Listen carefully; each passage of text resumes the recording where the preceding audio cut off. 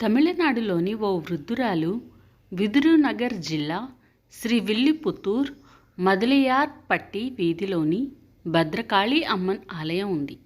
శివరాత్రి రోజున అర్ధరాత్రి ఆలయ ప్రాంగణంలో బియ్యం తాటి బెల్లంలతో చేసిన అప్పంలను శివుడికి నైవేద్యంగా పెట్టడం ఆనవాయితీ.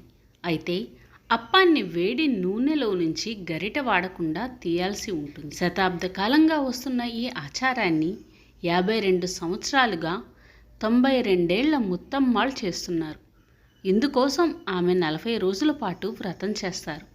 అప్పం చేశాక గుడికి వచ్చిన భక్తులు ఆ నెయ్యిని తలకు రాసుకుని దాన్ని ప్రసాదంగా స్వీకరిస్తారు. ఆలయ ప్రాంగణంలో పొయ్యి ముందు కూర్చున్న ముత్తమ్మాళ్ ఈ సాహసం చేస్తుంటే చుట్టూ చేరిన భక్తులు శివనామస్మరణలో మునిగిపోయారు. కాగుతున్న నెయ్యిలోని వేగుతున్న అప్పంను ఒంటి చేతులతో తీసి శివుడికి ప్రసాదంగా సమర్పిస్తారు.